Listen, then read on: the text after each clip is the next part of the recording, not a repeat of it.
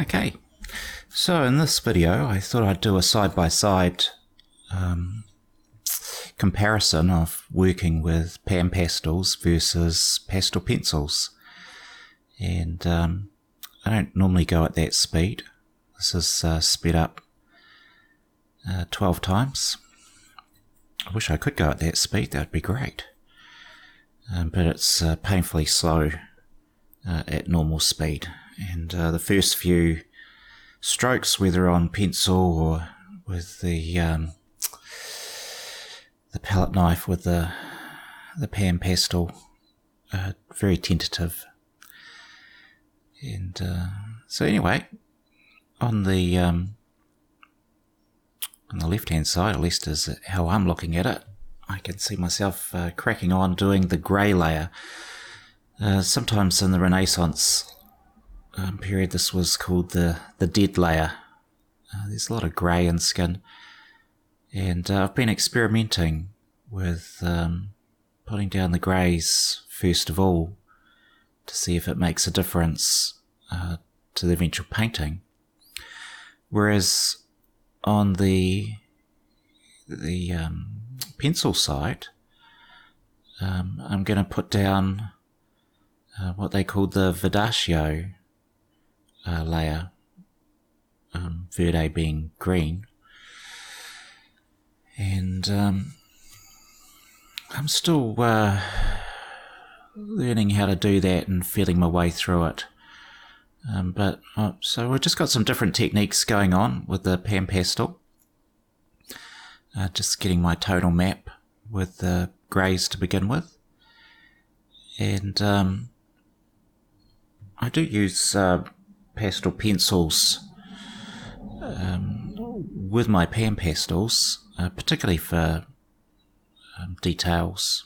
And here I still locked into using pastel pencils for here, even though it's quite an arduous process.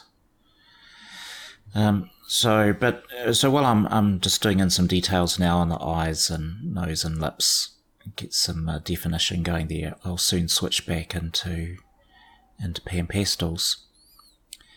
And for workflow comparison, it would seem like the pastel pencils are just charging ahead as the mask of the face is starting to appear. And here goes that green layer I was talking about going in. If the grey layer is called the dead layer for what I've done on the pan pastel, the green layer is kind of the zombie layer.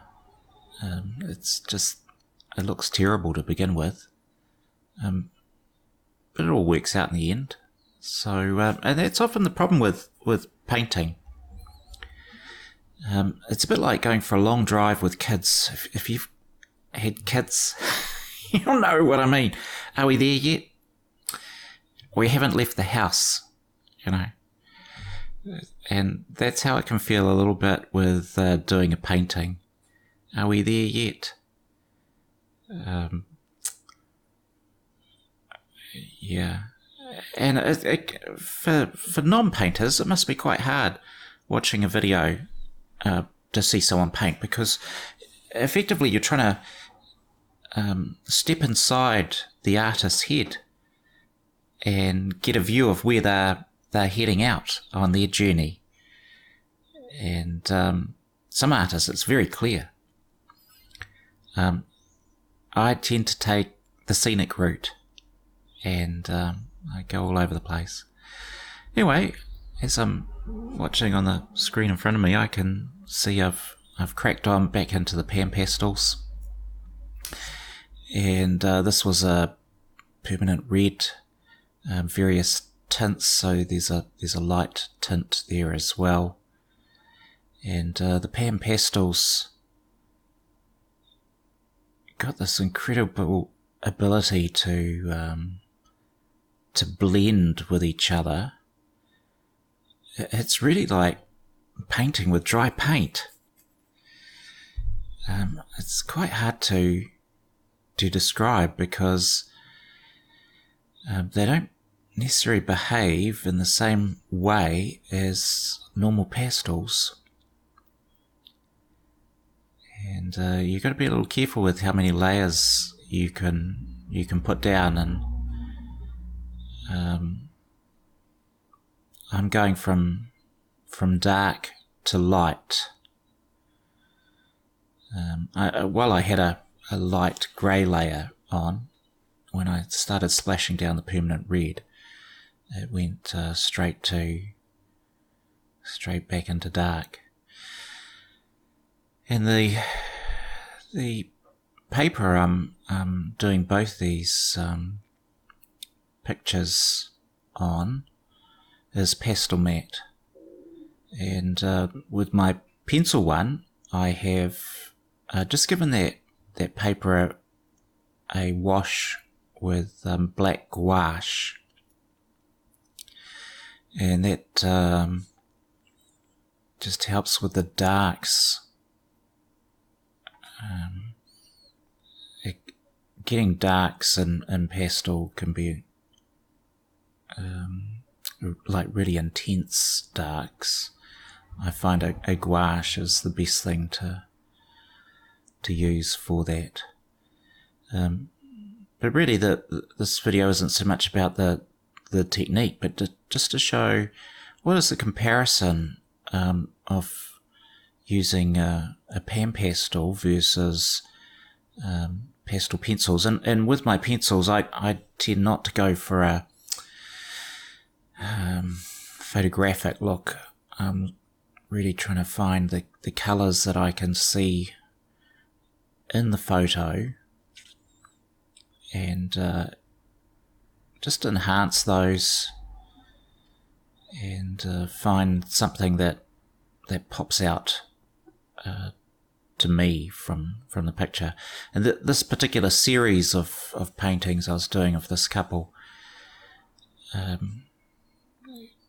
you can just see it's not exactly the same painting. The photographer took one where, whoops, just knock that around a bit.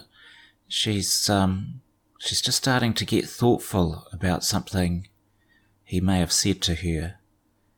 And as the series goes, it's quite a dramatic set of photo references I was working on.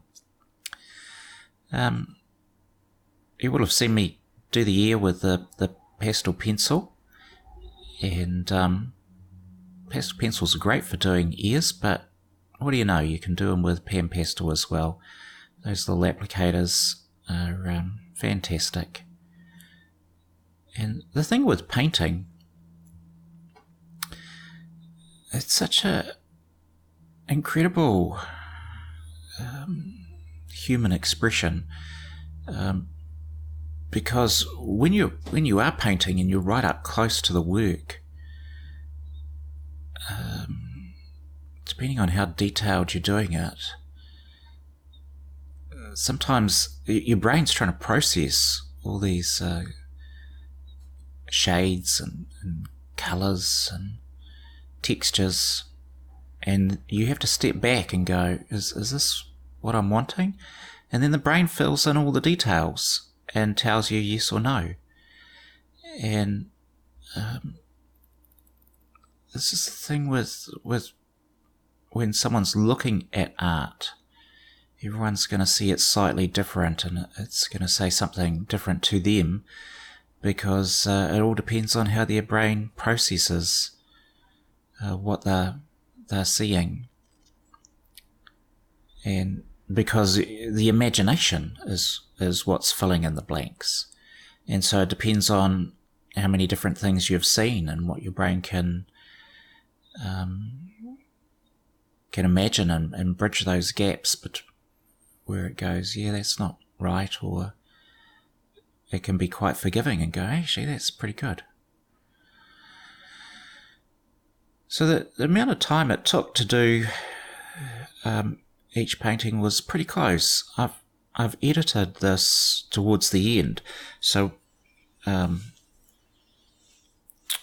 won't go into all the details of the painting, but pretty much just to finishing It'll be the hair on the girl's face with the pastel pencils is where I'll get up to, and then we can just look at the final picture. So it'll be the sort of details of the hair and the clothing that'll get missed out on in this particular video for them. But the pan pastel, because you're using different brush strokes and the size of mark and a different type of blending as you go, once you're cracking, it is a faster process. And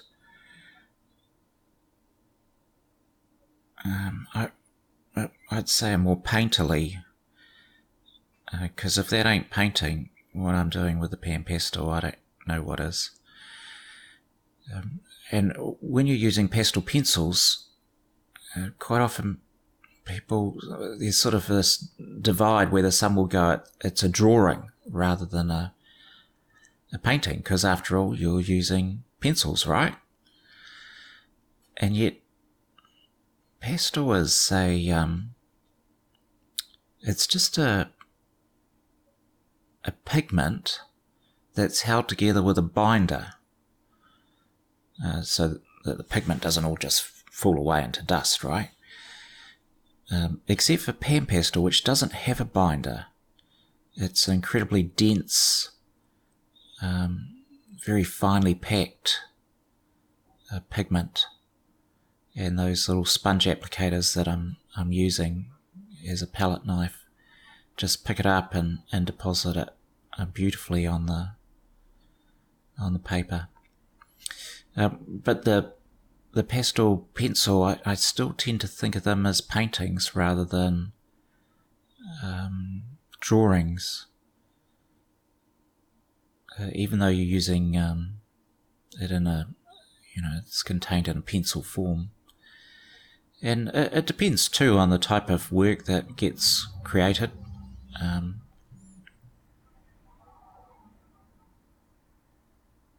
Whether it is very tight lines or loose. And I think that's one of the things I found when I'm doing the difference in workflow between a pan pastel and a pencil. The pencils will make me go quite tight, and there's quite a lot of tension I personally find in using the pencils, whereas the pan pastels, the marks you can make are a lot freer. And you can see I've already finished the face on the left. That's the girl done.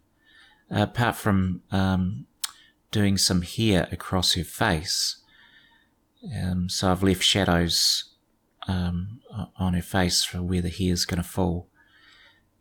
And you notice I can't help myself. I pulled out my pan pastels for the pencil girl as well, but it's only momentarily, and then they get put away, and we go back to the pencils. But I get into this mode with, right, I just want to go a little bit faster, and the pan pastel can speed things up. And I'd done a bit of yellow ochre just dropping over her eye on the first painting I'd done in pan pastel, and wanted to replicate that as well in the pencil girl. I'll just go back to my coffee for a sec.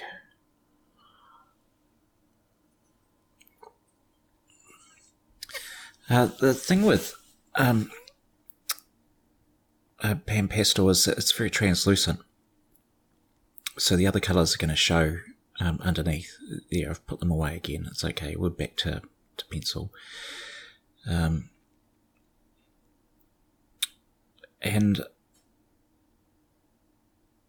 I'm using a little blender there to Just get some of the details a little finer. I certainly prefer, if you want to do any detail, then absolutely pencils are a great tool. You can use some hard pastels, and they've got a very straight edge. They're particularly good, and just as good as using a pencil if you've got the motor control in your fingers to adjust them. But I'm still not. I do a little bit of, I suppose, half and half when it comes to doing faces, and I do a lot of faces, mainly dancers, and half and half of half would be done with pencil and half will be done with pan pastels, and I find that the best results I get is when I use both together, and not just try and do one particular type of pastel. Just use them both together, and you'll see, like when I'm doing the girls here, it's all pastel pencil, and I've had a go at using other pastels, but there's just the control you can get with a pencil. I guess it's like those line brushes that you can use in oil or watercolor, and some of them are like a single hair, and so you can get a very, very fine line and wonderful control. And the pastel pencil can be like that. I don't bother sharpening my pencils. I do sharpen them. What I meant to say is I don't go OCD over them.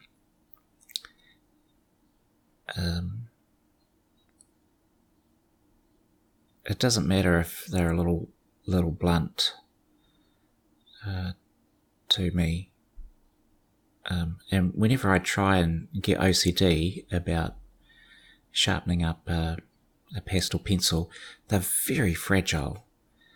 And I've watched all the vids on YouTube about how to sharpen a pencil. My word, the things we watch on YouTube. But here you are watching this, so what can I say? I've tried using the knives and different little sharpeners, and in the end I found it's better to be just relaxed and not worry about it too much. And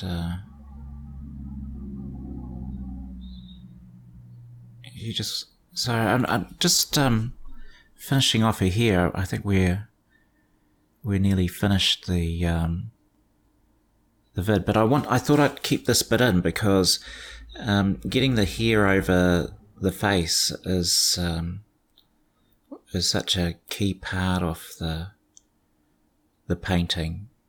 There they were dancing in slightly windy conditions, and nothing was really perfect about their day. It certainly ended in tears for her. I don't know how it felt for him, but you'll see that they came out pretty close, and I'll do a comparison at the end of the vid so you can see the end product side by side, and you can decide which one you prefer, if any of them. I'm quite happy with both of them. I do think that adding the pan pastel over the pencil gave me a much smoother tone with my pencil drawing, but I don't mind just straight pan pastel either. That's got a lovely luminance to it, and really that's the thing with pastel. I love the vibrancy of the colours. It's as close to oil painting as you can get with the pigments, and but without any of the smell or drying time or mess, the cleanup. It's a such a lovely medium to learn to paint in. In fact, I think I must do some videos on the history of pastels, because for a while it was really in fashion, and artists like Monet did hundreds of pastel paintings, but you never really hear about them. I'd love to see some in real life. I've only seen his oil works, but it sort of went out of vogue, and is kind of viewed as art for amateurs. I can tell you, learning to do pastels, it's more than amateur art. So we're just going to look at the comparison now, side by side. There they go. That's the finished work with the backgrounds and the clothes on. And I hope you get to see, broaden out from just using pencils. Other mediums can produce a very similar result. And I highly recommend the pan pastels for pastel artists. Anyway, thanks for watching. Cheers.